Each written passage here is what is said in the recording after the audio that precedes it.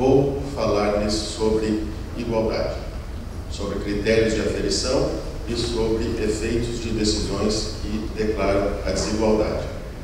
Eu estava pensando, antes de iniciar a minha fala, sobre como falar sobre um tema tão fundamental. É um tema que, em princípio, é fácil, mas, na verdade, numa análise mais aprofundada, revela uma enorme complexidade. Tendo em vista isso, eu vou adotar a técnica dos franceses que dizem que toda exposição deve ter 3 características: clareza, clareza e clareza. Especialmente no sentido, muitas vezes esquecido no direito, de que palavras rebuscadas, sofisticadas, contribuem para o entendimento de um objeto. Na verdade, eu costumo dizer que nem toda água turva é profunda. Às vezes, as águas turvas são bastante rasas. Nesse sentido, eu vou fazer a minha exposição em 3 passos. Dizer o que é a igualdade, como funciona a igualdade e como se protege a igualdade. Nesse primeiro ponto, que é a igualdade, eu lembraria inicialmente que a nossa Constituição atribui à igualdade um caráter fundamental. Pensemos nós rapidamente no fato de que a nossa Constituição denomina a igualdade no preâmbulo de valor fundamental, no artigo 3º de princípio fundamental e no artigo 5º de garantia de direito fundamental. Não bastasse esses aspectos gerais, o sistema tributário nacional estabelece como princípio geral a capacidade contributiva e como limitação ao poder de tributar o princípio da igualdade. Só com isso nós vemos que a normatividade atribuída pela Constituição é extremamente elevada no que se refere à igualdade. Isso me faz lembrar o modo como os mais antigos se referiam à palavra princípio. Princípio era justamente a ideia de fundamento. Eu me recordo de um dos grandes intérpretes da obra de Aristóteles, Ritter, que dizia o seguinte: princípio quer dizer, na raiz grega, arque, que é justamente fundamento. Para o barco é o leme, para a casa é a fundação, para a sociedade é o poder, para o filho é o pai, para a prova é a hipótese. Com isso querendo dizer que determinadas questões, sem o fundamento, se desmoronam, como uma casa sem uma fundação, ou perdem o rumo, como um barco sem um leme. Então, com essas observações, de algum modo triviais, mas carregadas de uma valoração muito grande, eu quero dizer que a igualdade é um elemento essencial da ordem constitucional. Assim como não há ser humano sem coração, não há Estado de Direito sem igualdade.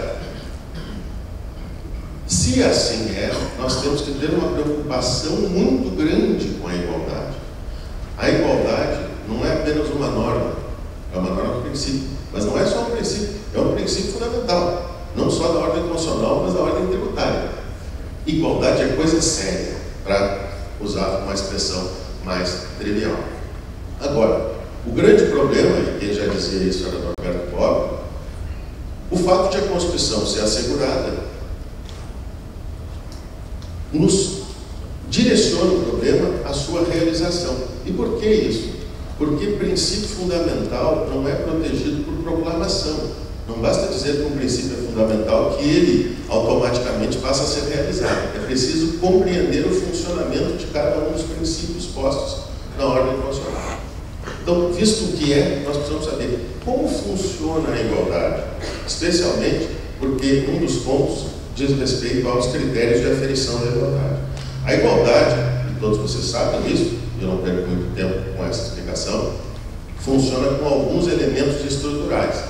Se a igualdade é a estrutura da Constituição, a própria igualdade possui uma estrutura. Que estrutura é essa? Igualdade pressupõe a relação entre dois sujeitos com base numa medida de comparação que serve à realização de um fim. Dois sujeitos podem ser iguais com relação ao sexo, com relação à idade, com relação à capacidade econômica. Se forem iguais em todos os critérios, não serão dois, mas apenas um sujeito. Portanto, a a ideia de igualdade pressupõe a diferença. Só se é ou não igual com relação a alguma coisa. É preciso saber que coisa é essa. Então vejam, a igualdade só funciona com esses elementos. Primeiro, dois sujeitos. Segundo, comparados em alguma medida. Qual a medida exigida de comparação pela Constituição no que se refere à matéria tributária? A nossa Constituição estabelece como medida inicial a capacidade econômica. Mas a capacidade econômica não é a única medida de comparação, nem é sempre a medida de comparação correta. Por que isso? Porque os contribuintes, os cidadãos em geral, eles são comparados em razão de uma medida. E esta medida, ela pode ser pertinente ou não a determinado fim. Por exemplo, as pessoas podem ser iguais ou diferentes com relação ao sexo. Se a finalidade for obter licença maternidade, o sexo é relevante como medida de comparação. Mas a maioridade é irrelevante, capacidade econômica é impertinente. Se as pessoas são comparadas de determinado modo para votar numa eleição, como vai acontecer dentro em breve, bom, o sexo é impertinente, a capacidade econômica é irrelevante. O que é relevante é a capacidade de discernimento presumida pelo legislador pela maioridade no que se refere à votação, que tem inclusive uma idade distinta. Se as pessoas são comparadas em razão da finalidade de pagar impostos, a idade é irrelevante, porque o representante legal vai pagar, é o responsável.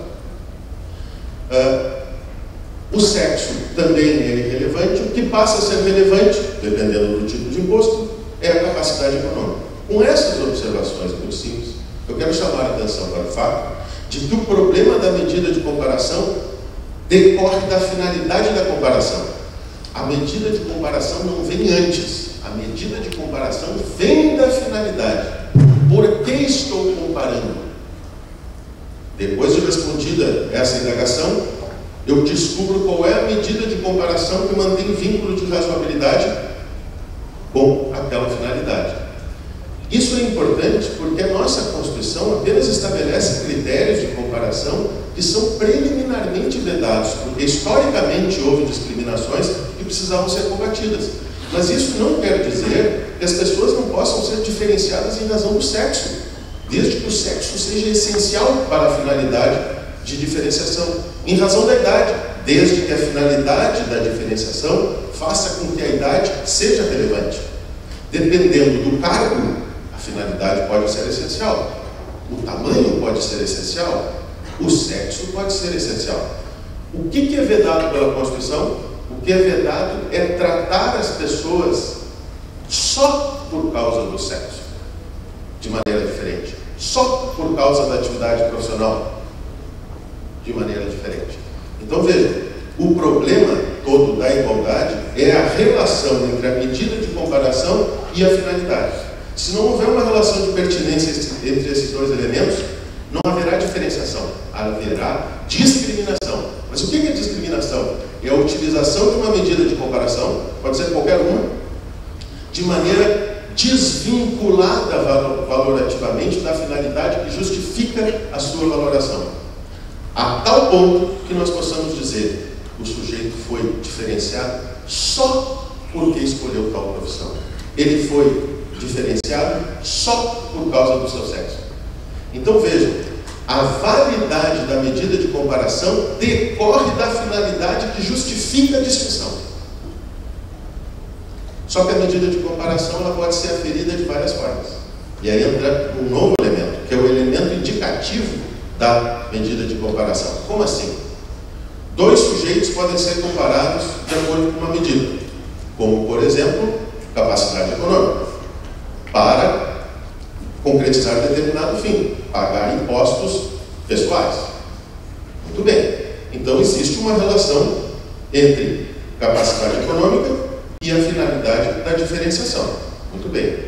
Mas como medir a capacidade econômica? Com base na renda, quem ofere mais, paga mais. Com base no consumo, quem gasta mais, paga mais. com base na propriedade. Quem tem mais, paga mais.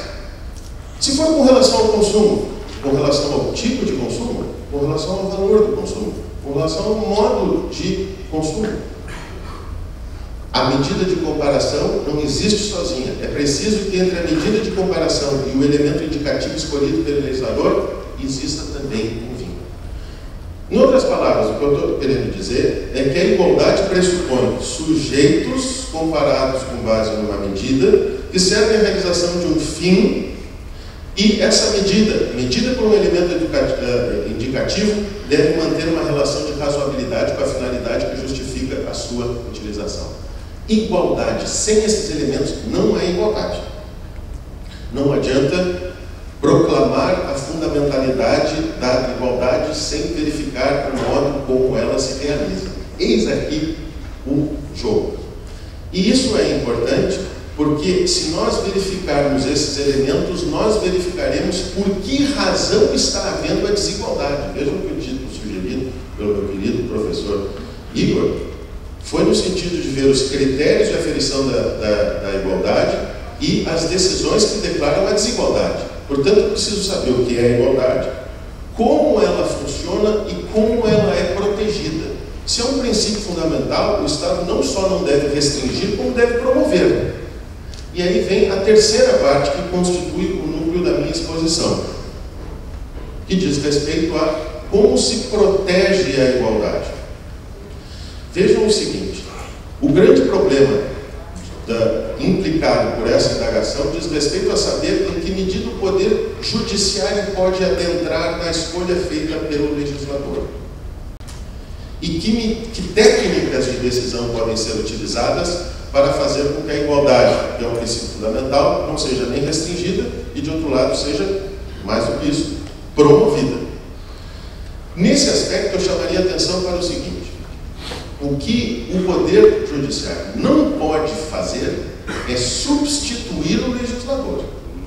Isso o Judiciário não pode. Agora, o Judiciário deve desenvolver aquilo que o Poder Legislativo fez e corrigir se houver alguma desequiparação incompatível com a Constituição. Não pode substituir, mas deve desenvolver aquilo mesmo que o Poder Legislativo estabeleceu. Com essa singela observação, eu quero chamar a atenção por uma questão muitas vezes esquecida, que tem sido objeto de estudo no exterior nos anos mais recentes, que diz respeito ao chamado dever de coerência do legislador.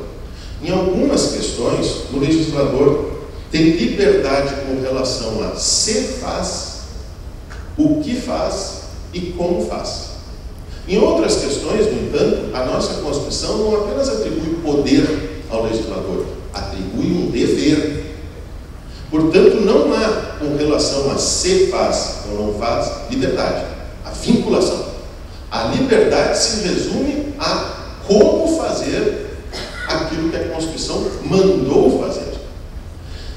Mas, vejam, a nossa intuição nos levaria de imediato à conclusão de que, se não há vinculação, o Poder Legislativo estaria livre para configurar o modo como essa proteção, que foi objeto de decisão legislativa, será feita.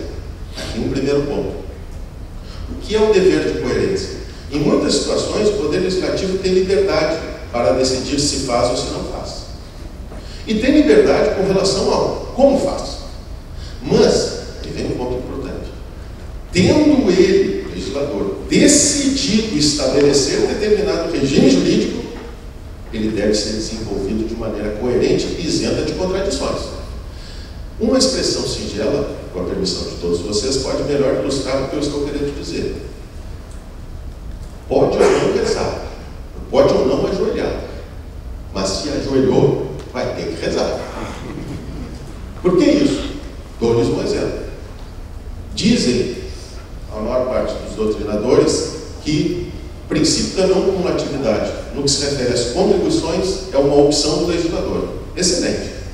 Porque não estaria previsto no artigo 195, parágrafo 9, junto com o parágrafo 12º, enfim, não vou incomodá-los com parágrafos. E como ele tem liberdade de fazer ou não fazer, ele faz como quiser. Bom, este salto é um problema. Por quê? Ele pode decidir se vai fazer um regime não cumulativo. Mas se ele decidiu, bom, então ele vai ter que desenvolver adequadamente, sem contradições e sem inconsistências. Isto é o que se chama de dever de coerência do legislador, dever de consequencialidade. Então vejam, se o legislador decidiu que quer fazer um regime não cumulativo, como é que pode dar crédito para um e não dar crédito para outro? Se ele decidiu, vejam só onde é que eu vou chegar, que quer fazer um regime não cumulativo, qual a medida de comparação que decorre desse fim? Acúmulo da carga tributária do ciclo econômico. Não pode ser atividade econômica, não pode ser tipo de matéria-prima, não pode ser coisa nenhuma, a não ser aquilo que mantenha vínculo de pertinência axiológica com a finalidade que justifica a comparação.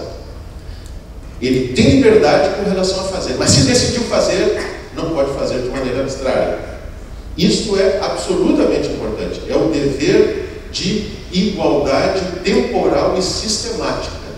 Isto é, a liberdade com relação a ser, mas não a liberdade total com relação ao como, nem com relação ao que. Mas vejam, o ponto principal, que é a última parte para a qual me dirijo, diz respeito a saber como corrigir as desigualdades e quais são as técnicas de decisão. Aí entramos no seguinte problema. Para resolver isso, nós precisamos saber qual é o fundamento da desigualdade, qual é o objeto da desigualdade, qual é a razão da desigualdade, qual é o efeito da desigualdade. O fundamento. A desigualdade decorreu de um poder ou decorreu de um dever? Porque se há uma imposição com relação à igualdade, ela deve ser promovida, se pelo legislador, ou pelo judiciário, ou parte 1, parte 2, pouco importa, mas deverá ser objeto de promoção. Se há um poder com relação a determinada matéria, a situação não se resolve da mesma forma. De outro lado, o objeto. A desigualdade, ela foi provocada por uma norma que onera ou uma norma que desonera. Porque, vejam, e aqui também um ponto que eu quero realçar, a igualdade é posta na nossa Constituição como uma limitação em favor do cidadão contra o Estado. Não à toa que ela é inserida na nossa Constituição como uma limitação ao poder tributário. Em outras palavras, a igualdade pode ser utilizada como defesa, mas não pode ser utilizada como fundamento para a tributação. Por isso mesmo que não se admite a tributação por analogia. Mas isso tem alguma consequência. O que não se pode é onerar com base na igualdade. Nada diz a Constituição nem o Código Tributário com relação ao desonerar. É por isso que se pode admitir analogia no direito tributário e interpretação extensiva no direito tributário, dependendo da matéria. Se for onerar, não pode. Se for desonerar, o Código Tributário e a Constituição nada dizem com relação a isso. E a jurisprudência eventualmente pode assegurar. O fundamento, o objeto e a razão. Qual a razão da desigualdade? A razão da desigualdade, vejam só, decorre em função de o Estado ter feito o que não podia ou ter deixado de fazer o que devia. São situações completamente diferentes. Por quê? Porque dependendo do modo como a desigualdade foi tratada, nós deveremos saber qual é a técnica utilizada para a sua correção. Se o Estado deveria fazer alguma coisa e fez, mas fez menos do que deveria, a mera declaração de inconstitucionalidade daquilo que ele fez, que foi na direção certa, mas menos do que deveria ter feito, colocará o Estado constitucional numa situação de mais inconstitucionalidade do que constitucionalidade com relação à desigualdade. Usando um exemplo singelo, é como se a igualdade fosse uma câmara de um pneu que devesse ser enchida. Só que o pneu deveria ter 38 libras. O legislador terminou enchendo esse pneu com 30 libras. Se o judiciário declarar a inconstitucionalidade das 30 libras, o pneu fica vazio. Mas, se Se o judiciário mandar complementar das 30 para 38, nós nos aproximamos mais do ideal constitucional do que o contrário. Então, para saber qual é a técnica a ser utilizada, eu preciso saber qual é a razão do tratamento desigual. Se é aquilo que fez e discriminou, ou aquilo que deixou de fazer e por isso discriminou. Porque, dependendo da razão, nós teremos uma técnica diferente. E aí vem o quarto ponto, que diz respeito aos efeitos que eu acabei de dizer. Se a desigualdade é decorrente de uma ação, dependendo do caso, a complementação do judiciário numa norma desoneradora corrigirá completamente a desigualdade. E a declaração de nulidade total daquele benefício colocará o legislador numa situação ainda pior com relação ao ideal constitucional.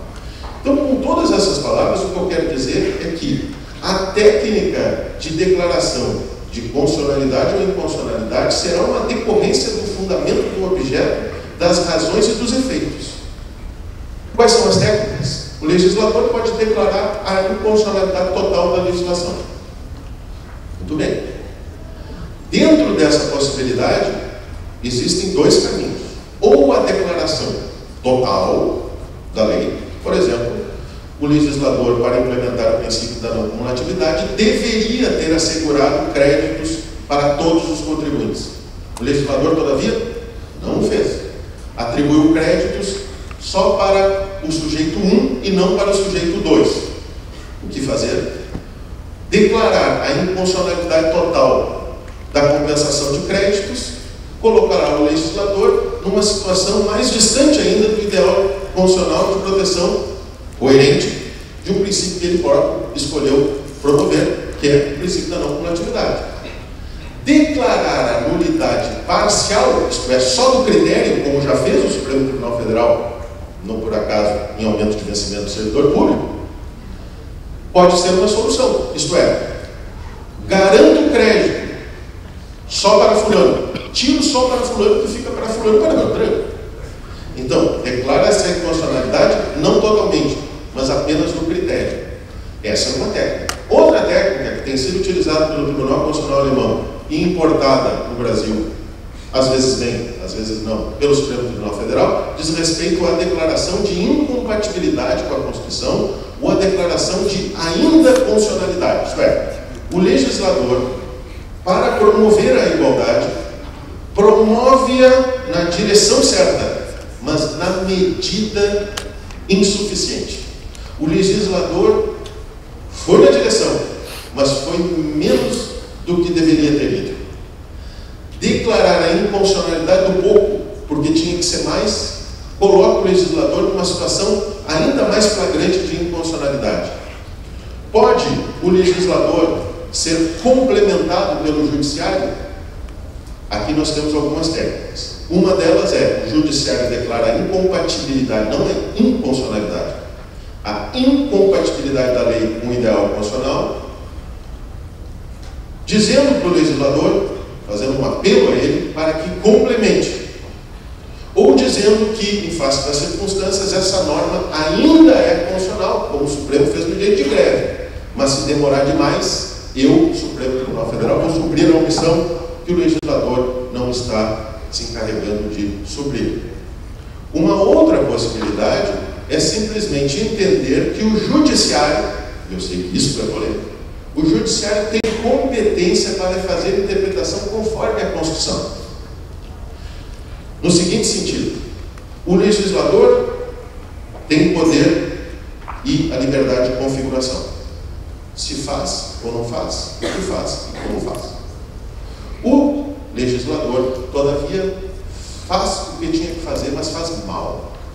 Faz de maneira insuficiente. Mas o objetivo do legislador é claro, e aquilo que o legislador queria fazer pode ser aprendido objetivamente do documento legal. Se o judiciário desenvolver a ideia posta na lei até o fim, estará substituindo o legislador ou estará complementando o legislador e fazendo as suas vezes daquilo que ele, sabendo da situação, teria feito. Essa técnica é entendida, inclusive no nosso Supremo Tribunal Federal, como admissível, desde que o objetivo seja manifesto na lei e aquilo que o judiciário venha a fazer seja exatamente aquilo que o legislador teria feito se o legislador tivesse conhecido aquela situação. É o que se denomina de correção do desenvolvimento, mas jamais de substituição. Com essas observações, eu quero dizer que esse tema, com relação aos critérios e com relação aos modos de declaração de inconstitucionalidade, dependem da compreensão da igualdade, dependem da estrutura da igualdade e dependem do modo como ela vai ser protegida. Sem esses elementos, nós não conseguimos encontrar as técnicas. As técnicas processuais são consequências do modo como a desigualdade é feita e do modo como a igualdade é positivada. Com isso, eu quero dizer que a igualdade, embora seja um assunto quase que intuitivo para todos nós, é um assunto extremamente complexo. Se costuma dizer que para todo problema complexo existe uma solução simples e errada. Com essa observação singela, eu quero dizer que a igualdade é extremamente complexa e não há uma única solução simples, muito menos uma única técnica de declaração de funcionalidade que possa fazer com que ela se realize. A realização dela não depende de proclamação, depende da compreensão da sua estrutura, dos seus efeitos e do modo como ela é descumprida. Muito obrigado.